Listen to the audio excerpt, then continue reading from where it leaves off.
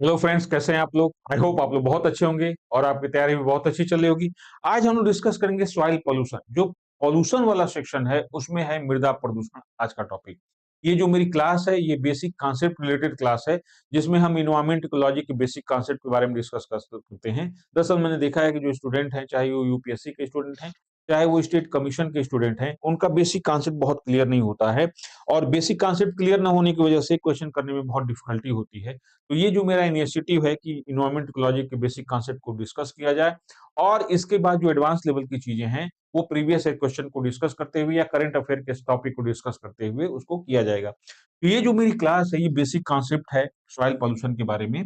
और soil pollution का क्या कॉन्सिक्वेंस है, क्या इसके कारण है, तो इसके बारे में डिस्कस करेंगे। तो देखिए, एक सिंपल सा मैं आपसे क्वेश्चन पूछूं कि अगर आपको कोई ऑफर देता है कि आपको जितना आप हमको सॉइल देंगे, जितनी मृदा देंगे, उतना ही आपको हम सोना देंगे या हीरा देंगे। तो यहाँ पे क्या होता है कि आपको ऑफर दिया जाता है कि आप सॉइल दो और डायमंड लो। तो जाहिर सी बात है कि इस ऑफर को इंडिविजुअल लेवल पर कोई पागल ही होगा जो डिनाई कर देगा या अस्वीकार कर देगा या रिफ्यूज कर देगा। क्लियर है? क्यों? मिट्टी देना, हीरा लेना बहुत अच्छी अपॉर्चुनिटी है भाई। इससे अच्छा क्या हो सकता है बिजनेस की? मिट्टी जितना दो उतना सोना ले लो, उतना हीरा ले लो। बट अगर आपसे कोई कहे ग्लोबल लेवल पर ये काम किया जाए, जैसे कोई मान लेते हैं एलियन स्पीसीज है, वो कहीं और से आई हुई है और वो ये बोलती है कि आप हमको मिट्टी दो और हमसे डायमंड लो, मतलब अपनी सारी मिट्टी हमको दे दो और हमसे डायमंड ले लो उतना ही। तो क्या आप देंगे? नहीं देंगे। अगर आप समझदार होंगे तो नहीं देंगे। व्यक्तिगत रूप से तो भले कोई ले ले कि ठीक है भैया हमको दे दो, हमको जरूरत है। लेकिन अगर ग्लोबल लेवल पर देखा जाए, कोई एलियन स्पीसीज जाके कहे कि भैया अपनी पृथ्वी के सारे सॉइल हमको दे दो, हम ले ले, हमारे पास इतना बड़ी स्पेसशिप है कि हम सब सॉइल लेके चले जाएंगे, हमसे डायमंड ले दो। तो पूरा ग्लोबल कंडीशन यही होगी कि वो कहेगा नहीं भैया हमको नहीं चाहिए, तुम्हारा हीरा लेके जाओ अपने पास, हमारी मिट्टी हमारे लिए बहुत कीमती। क्यों? क्योंकि इस सॉइल में एक विशेष गुण है, फर्टिलिटी, उत्पादकता का गुण है। उसके कारण ही हम जिंदा हैं इस अर्थ पे। जो ग्रीन प्लांट्स होते हैं, पौधे होते हैं, वो वर्धन करते हैं, ग्रोथ करते हैं इसी सॉइल में जो न्यूट्रिशन है उसकी वजह से। अगर सॉइल दे देंगे तो जितनी फसलें हैं, जितने पेड़ पौधे हैं, ये सब क्या हो जाएंगे? डेड कंपोनेंट में कन्वर्ट हो जाएंगे, मृत हो जाएंगे। और जब पादप मर जाएंगे तो बाकी जीव जंतु किस पे निर्भर हैं? इसी प्लांट्स पे तो निर्भर हैं। जब प्लांट्स ही नहीं होंगे तो बाकी लोग भी समाप्त हो जाएंगे। तो इसका मतलब है कि हमारी अर्थ पे एक बहुत प्रीशियस रिसोर्सेज है, बहुत मूल्यवान खनिज संसाधन है, उसका नाम है सॉइल, मृदा। ठीक है, बेसिकली ये क्या है? ये रिन्यूएबल रिसोर्स है, इसकी पूर्ति लगातार बनी रहती है और बनी रही है।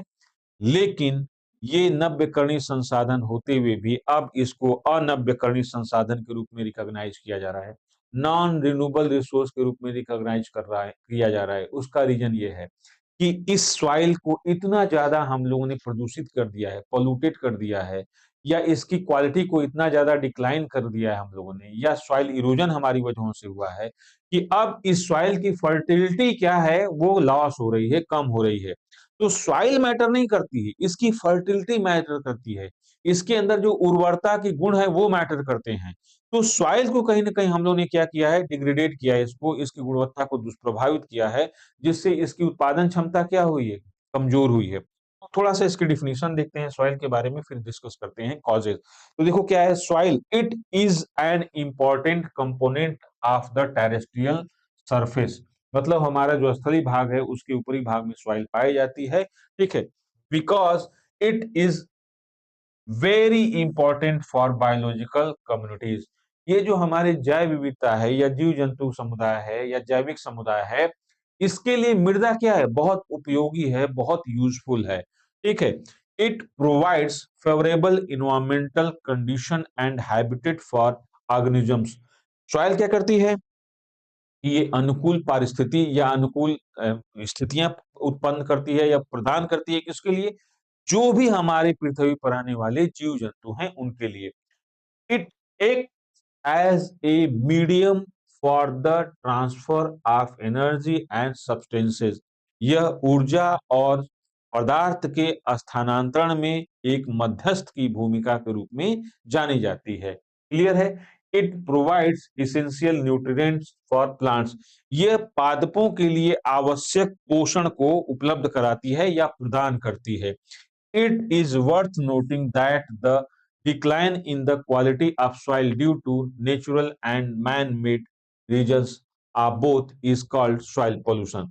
जब मृदा की गुणवत्ता या इसकी क्वालिटी खराब होती है, चाहे यह गुणवत्ता प्राकृतिक कारणों से हो, नेचुरल कॉजेज से हो या एंथ्रोपोजेनिक रीजन से हो, मैन के कारण से हो, इन सब को कलेक्टिवली क्या बोलते हैं? Soil pollution. Soil pollution means यह सॉइल की क्वालिटी को डिक्लाइन करने वाली एक एक्टिविटी या प्रोसेस है। इसी को क्या बोलते हैं? Soil pollution. आज के समय में सॉइल पॉल्यूशन एक बहुत बड़ी समस्या बन चुकी है। ठीक है? क्यों? क्योंकि सॉइल पॉल्यूशन से सॉइल की गुणवत्ता दुष्प्रभावित हो रही है। अब हम आते हैं the main causes of soil pollution are I follow. मतलब हमारे अर्थ पे जो सॉइल है, इसका कोई सब्स्टिट्यूट नहीं है, कोई इसका विकल्प नहीं है। हालांकि आज के समय में एरोपोनिक्स और हाइड्रोपोनिक्स हम लोग कर रहे हैं। मतलब हवा में सब्जियां उगा देना, हवा में पौधे उगा देना, जल में पौधे उगा देना, जल में सब्जियां उगा देना। भाई 8 अरब की पॉपुलेशन है, इसके सर्वाइवल के लिए जितना फूड ग्रेन्स चाहिए ना, वो हवा में पैदा नहीं किया जा सकते, वो जल में पैदा नहीं किया जा सकते। हाइड्रोपोनिक्स और एरोपोनिक्स से नहीं हो सकता। अभी बहुत इनिशियल स्टेज में हाइड्रोपोनिक्स और एरोपोनिक्स है, और एक दिन खाना नहीं मिले, मरना शुरू कर देंगे हम लोग। क्लियर है? तो अभी बहुत ज्यादा क्या है, ये इनिशियल स्टेज में है एरोपोनिक्स और हाइड्रोपोनिक्स। मतलब हवा में वनस्पतियां उगाना और जल में वनस्पतियां उगाना, ये क्या है, अभी बहुत इनिशियल स्टेज में है जो फूड ग्रेन्स है हमारे। और हमें बहुत ह्यूज क्वांटिटी में क्या चाहिए? फूड ग्रेन्स चाहिए, खाद्यान्न चाहिए, पूरी इतनी बड़ी पॉपुलेशन जो अर्थ पे सर्वाइव करती है, इसके लिए।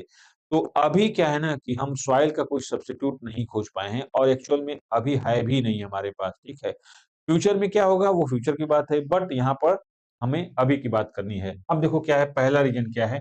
पहला है extensive deforestation, planting of plants like eucalyptus in the field, irrigation of crops with polluted sewage water। तो हम क्या करते हैं कि बहुत बड़े पैमाने पे वनस्पतियों को काटे हैं, वनों को काटे हैं, और ये वन क्या होते हैं? ये सॉइल की फर्टिलिटी को इनहेंस करते हैं, बढ़ाते हैं, सॉइल में मॉइस्चर को बढ़ाते हैं या मॉइस्चर को रोक कर रखते हैं, या इरोजन से प्रोटेक्शन देते हैं। ये फॉरेस्ट या ये वन हमने बड़े पैमाने पे काट दिया, तो इससे क्या हो गया कि सॉइल की फर्टिलिटी भी दुष्प्रभावित हुई, इनको प्रोटेक्ट करने वाला जो एजेंट था वो भी खत्म हो गया, इनकी मॉइस्चर को होल्ड करके रखने वाला जो एजेंट था, प्लांट्स थे, वो भी खत्म हो गए। फिर क्या है, कुछ ऐसी वनस्पतियों को हम लोग रोपे हैं या लगाए हैं जो हमारे इन्वायरमेंट को या सॉइल को क्या कर रहा है? नुकसान पहुंचा रहा है। जैसे यूकेलिप्टस है, भारत में जब 1975 में जब यहाँ पर सोशल फॉरेस्ट्री या एग्रो फॉरेस्ट्री या कम्युनिटी फॉरेस्ट्री फॉरेस्ट्री शुरू की गई, सामाजिक वानिकी, सामुदायिक वानिकी और कृषि वानिकी शुरू की गई, तो इसमें बड़े पैमाने पे क्या किया गया ना, यूकेलिप्टस लगा दिया गया, बिना ये सोचे समझे कि यूकेलिप्टस हमारे एनवायरनमेंट में क्या रोल प्ले करेगा। बस ये था कि पेड़ लगा दो भैया। तो इसमें सरकारी कर्मचारियों की बहुत ईज़ी था कि यूकेलिप्टस बहुत हार्डी प्लांट है, इसको तुरंत इसके सीडलेस तैयार करो, छोटे पौधे तैयार करो और आराम से बाँट दो इनको, तो पौधे भी लग गए। अब ये जो यूकेलिप्टस होता है ना कि ये ऑन एन एवरेज 15 से 20 लीटर पानी डेली सोखता है। क्लियर है? और एक यूकेलिप्टस अगर एडल्ट यूकेलिप्टस से 5 साल का हो गया है, तो वो 20 फीट की पेरिफेरी में पानी को इतना ज्यादा और खनिज संसाधनों को अवशोषित कर लेगा कि बाकी दूसरे प्लांट वहां पे हो ही नहीं पाएंगे। तो ये क्या कर रहा है, वहां पे फसलें भी नहीं होने देगा। जो बहुत किसान होते हैं ना कि अपने खेत की जो इम्बार्कमेंट होता है, मेड़ जो होती है, उसके किनारे क्या करते हैं, यूकेलिप्टस लगा देते हैं। लगा दो आज, लेकिन 10 साल 15 साल बाद वही यूकेलिप्टस तुम्हारे लिए क्या कर देगा, उस सॉइल को अनफर्टाइल कर देगा या उसकी फर्टिलिटी को बहुत ज्यादा डिक्लाइन कर देगा। तो कहीं ना कहीं जो होती है, इससे यूकेलिप्टस जो लगाया हमने बिना सोचे समझे, इससे भी मृदा का क्या हुआ, प्रदूषण हुआ। दूसरी बात कि जब हम प्रदूषित जल से, जैसे क्या है, प्रदूषित जल है या जो सीवेज है, जो गंदा पानी शहरों से गांवों से निकल रहा है, इस गंदे पानी से भूमि में कृषि करते हैं या फसलों की सिंचाई कर देते हैं, तो कहीं ना कहीं ये मृदा को क्या करता है, दुष्प्रभावित करता है। जो पॉल्यूटेड वाटर है या सीवेज वाटर है, इससे इरिगेशन करते हैं, तो कहीं ना कहीं ये मृदा को क्या करता है, पॉल्यूटेड करता है, उसको पॉल्यूशन करता है मृदा का। तो ये भी बहुत बड़ा है। फिर सॉइल इरोजन है।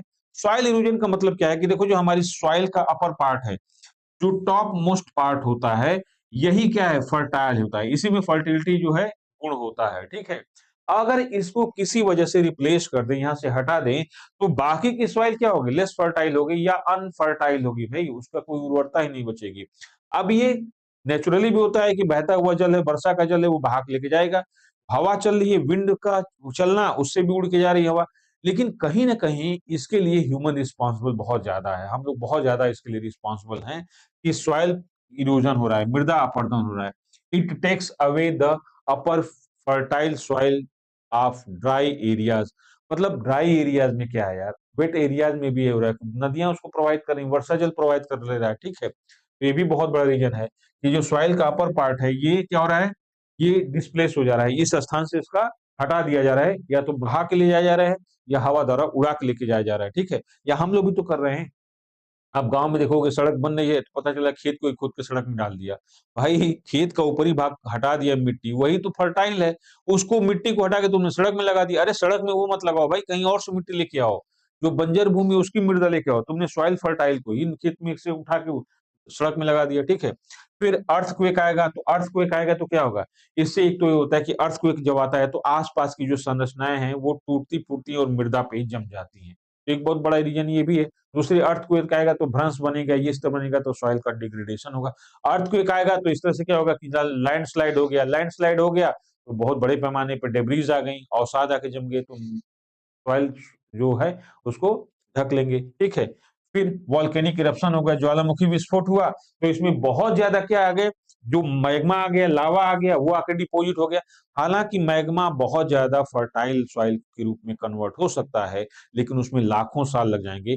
तत्काल तो उसने क्या किया, सॉइल को ढक लिया के मैग्मा, तो सॉइल को क्या कर दिया, उसने पॉल्यूटेड कर दिया या उसकी उत्पादकता को नष्ट कर दिया। क्या हो गया, एसिडिक रेन हो गया, एसिड रेन। एसिड रेन क्या होता है कि जब वाटर में जो वर्षा जल है उसमें सल्फ्यूरिक एसिड मिल जाती है या नाइट्रिक एसिड मिल जाती है, तो ये वर्षा जल के साथ क्या करते हैं, जमीन पे आते हैं, और इस वर्षा जल का पीएच मान 5 से कम होता है, 4 के आसपास होता है, तो उसे क्या बोलते हैं, एसिडिक रेन बोलते हैं, अम्लीय वर्षा। और इस अम्लीय वर्षा से प्रदूषण फैलता है या इससे जीव जंतु मरते हैं, क्लियर है। तो ये भी, अब सॉइल भी प्रदूषित होती है, जो हमने एसिडिक रेन वाले चैप्टर में बताया इसको, तो ये भी बहुत बड़ा एक रीजन है, ठीक है। फिर क्या है, dumping of industrial and urban waste in the fields. शहरी क्षेत्रों में या ग्रामीण क्षेत्रों में ही देखा जाए, तो जो घरों से निकलने वाला सॉलिड वेस्ट है ना, जैसे प्लास्टिक हो गया और प्रकार के सामान हो गए, ठीक है, इनको लेके हम मृदा में क्या कर देते हैं, डंप कर देते हैं, सॉइल में फेंक देते हैं इसको, और उससे क्या होता है, सॉइल की गुणवत्ता दुष्प्रभावित होती है। खास करके जो बिल्डिंगें टूटती हैं, तो उनमें जो सीमेंट और ईंट उट के जो टुकड़े होते हैं ना, ये भी लेकर डंप कर देते हैं। तो इस डंपिंग से क्या होता है कि सॉइल की गुणवत्ता दुष्प्रभावित होती है, मृदा पॉल्यूटेड होती है, ठीक है। फिर क्या है, टॉक्सिक केमिकल्स हैं, जो हमारे विषाक्त रासायनिक पदार्थ हैं, टॉक्सिक एलिमेंट्स हैं, इनको भी क्या करते हैं, हम ऐसे ही फेंक देते हैं मृदा में, तो वो भी जाके मृदा की गुणवत्ता को क्या करते हैं, दुष्प्रभावित करते हैं। या हम लोग इतना, मतलब क्या होता है, इरेशनल, मतलब अवैज्ञानिक तरीके से, अतार्किक तरीके से हम सिंचाई करते हैं, तो इससे खेतों के आसपास क्या होता है कि वाटर लॉगिंग होती है, जल जमा होता है, और वाटर लॉगिंग, जल जमा होने से मृदा की गुणवत्ता क्या होती है, दुष्प्रभावित होती है। तो ये भी बहुत बड़ा रीजन है कि जो वाटर लॉगिंग होती है, ये मृदा को क्या करती है, दुष्प्रभावित करती है। तो मृदा की फर्टिलिटी क्या होती है, इससे कमजोर होती है या दुष्प्रभावित होती है। फिर क्या है, various types of pesticide and chemical fertilizers, हम बहुत प्रकार के रासायनिक खरपतवारनाशी, कीटनाशी और उर्वरकों का प्रयोग करते हैं, जो फाइनली अभी तो इंक्रीजिंग रिटर्न दे रही है ये फर्टिलाइजर, लेकिन एक टाइम के बाद ये डिमिनिशिंग रिटर्न देगा। मतलब जितना फर्टिलाइजर हम डाल रहे हैं या जितना पेस्टिसाइड, हर्बिसाइड डाल रहे हैं, खरपतवारनाशी, कीटनाशी डाल रहे हैं, तो ये तो ठीक है कि अभी हमारी कृषि की उत्पादकता बढ़ रही है, उर्वरता बढ़ रही है, ठीक है, मृदा फर्टाइल हो रही है। लेकिन एक क्या होगा, अपर लेयर होगी कि नहीं होगी, या अपर लिमिट होगी कि नहीं होगी, कि अब मृदा भी उससे ज्यादा फर्टिलिटी नहीं देगी, तो धीरे धीरे मृदा की गुणवत्ता क्या होगी, दुष्प्रभावित होगी, फर्टिलिटी घटेगी, और धीरे धीरे लास्ट एंड फाइनल मृदा क्या हो जाएगी, पूरी तरह से अनुर्वर हो जाएगी, फर्टिलिटी लॉस हो जाएगा उसका। फिर क्या है, disposal of non biodegradable solid waste materials, जैसे ग्लास है, प्लास्टिक है, मतलब ऐसे पदार्थ जिनको नेचुरली डिकम्पोज नहीं किया जा सकता है, जैसे ग्लास है, ठीक है, शीशा है या प्लास्टिक है, इसका हम लोग मृदा में क्या करते हैं, डिकम्पोज कर देते हैं या कहा जाए कि उसको फेंक देते हैं, ठीक है? फेंक देते हैं तो वो मृदा में क्या है, मिल जाता है जाके उसमें। तो ये क्या है, ये भी मृदा की गुणवत्ता को दुष्प्रभावित करते हैं। फिर क्या है, पॉलीथीन सही वही प्लास्टिक, पॉलीथीन्स एक्सेट्रा, ठीक है? ये मृदा में क्या हो, कंटीन्यूअस एक्युमुलेट होते रहते हैं, जमते रहते हैं, संचित होते रहते हैं और मृदा की गुणवत्ता को क्या करते हैं, दुष्प्रभावित करते हैं, ठीक है? फिर क्या है, देखो ये जो हमने सॉइल पोल्यूशन किया है और उसके मेजर कॉज ये हैं, इससे अलग भी बहुत से कॉज हैं जो सॉइल पोल्यूशन करते हैं या इन कॉजेज जो दिए गए हैं, ये कारण दिए गए हैं, ये तो बहुत लिमिटेड हैं। बहुत से ऐसे कॉजेज हैं या ऐसे कारण हैं जो बहुत ज्यादा इसे स्प्रेड किए हुए हैं। सबको हमको यहाँ पर डिस्कस करना चाहिए, करते भी हम लोग हैं। आपके मन में भी कोई टॉपिक है कि नहीं ये रीजन भी हो सकता है सॉइल पोल्यूशन के लिए, तो उसको ऐड ऑन कर लीजिएगा, उसमें ऐड जरूर कर लीजिएगा, ठीक है? अब आते हैं हम लोग कि भाई measures to prevent soil pollution, वो कदम कौन-कौन से होते हैं जो हम लोग मृदा प्रदूषण को कम कर सकते हैं या मृदा प्रदूषण के प्रभाव को नियंत्रित कर सकते हैं? कौन-कौन से बचाव के उपाय हो सकते हैं? तो पहला क्या है, organic fertilizers should be used, मतलब जो जैविक खाद है, उर्वरक है, उसका प्रयोग किया जाए। जैसे गोबर की खाद हो गई या ऐसे चीज से खाद बनाइए जो क्या हो कि ज्यादा उसमें केमिकल तत्व ना हो, ऑर्गेनिक रूप से हम पेस्टिसाइड, हर्बिसाइड यूज़ करें, ठीक है? जितना कम से कम केमिकल एलिमेंट्स का यूज़ करें, वो अच्छा है, ठीक है? फिर क्या करें कि एक और होता है एग्रो फॉरेस्ट्री करना। एग्रो फॉरेस्ट्री का मतलब होता है कि जिसमें एक होता है कि हम क्या करें, इकोलॉजिकल जो एरियाज़ हैं, उनके अकॉर्डिंग एग्रीकल्चर करें, कि जहाँ पे जिस तरह की जलवायु है, जिस तरह की पारिस्थितिकी है, उसी तरह के फसलों का रोपण करें, जो हमारे क्या करे, एनवायरनमेंट या क्लाइमेट को सपोर्ट करे, उस तरह का हम एक खेती करें, ठीक है? in the fields instead of chemical fertilizer, pesticide and weedicide, मतलब हम ऑर्गेनिक एलिमेंट्स का जितना अधिक से अधिक यूज करें, हमको रासायनिक तत्वों का, चाहे वो कीटनाशी हो, खरपतवारनाशी हो या फर्टिलाइजर हो, उसका यूज हमको अवॉइड करना चाहिए, कम करना चाहिए। फिर क्या है, ऑर्गेनिक फार्मिंग करना चाहिए। ऑर्गेनिक फार्मिंग का मतलब वही हमने बताया कि जो स्थानीय पादप प्रजातियां हैं या फसलों की प्रजातियां हैं, उनका रोपण करें, उनको लगाएं और साथ में इसको क्या करें कि हम वैज्ञानिक तरीके से सोचें कि ये नहीं कि हर जगह हम शॉर्ट टर्म अपनाते जा रहे हैं, ठीक है? सिंचाई भी वैज्ञानिक करें जिससे भौम जल स्तर बना रहे, ठीक है? हम लोग नॉर्थ इंडिया में क्या करते हैं, हम लोग डीप इरिगेशन करते हैं। डीप इरिगेशन का मतलब नहर से पानी खोल दिया, ट्यूबवेल चला दिया, पूरा खेत लबालब भर गया। भाई फसल को नहाना थोड़े है गली तक पानी देके। उसको क्या चाहिए? सॉइल सॉल्यूशन चाहिए, थोड़ी-सी मात्रा में पानी चाहिए। उससे वही उसके लिए सफिशिएंट है। हम लोग पूरा एकदम फसल को डुबा डालते हैं, ठीक है? तो ये हम लोग का जो मेजरमेटिव्स है ना या काम है ना, ये बहुत गलत तरीके से सॉइल में जो मॉइस्चर है या सॉइल एटमॉस्फेयर उसको डिस्ट्रक्ट करता है या उसको विध्वंस करता है। क्लियर है? तो हमको ये भी ध्यान रखना है। फिर क्या है? Deforestation should be stopped and emphasis should be laid on soil conservation. देखो एक चीज है ना कि हम लोग जितना वनों को काटेंगे ना, ये वन को क्या करते हैं ना कि सॉइल फर्टिलिटी को बढ़ाते हैं। किससे बढ़ाते हैं? मान लो वनस्पतियां हैं, जीव जंतु होंगे ही, और ये जो जीव-जंतु हैं, ये एक तो इसमें हमने देखा है कि बहुत से ऐसे बैक्टीरिया हैं जो न्यूट्रिशन नाइट्रोजन फिक्सेशन करते हैं, नाइट्रोजन का स्थिरीकरण करते हैं, ठीक है? या बहुत से प्लांट्स होते हैं, जीव-जंतु होते हैं, जब मरते हैं, तो इनकी जो डेड बॉडी है, वो डिकम्पोज़ होती है, तो इससे ह्यूमस की क्वांटिटी बढ़ती है, ऑर्गेनिक मटेरियल्स की क्वांटिटी सॉइल में बढ़ती है, तो इससे फर्टिलिटी बढ़ती है। अगर फॉरेस्ट नहीं होंगे या वेजिटेशन नहीं होगी, वनस्पतियाँ नहीं होंगी, तो ह्यूमस की क्वांटिटी भी क्या होगी?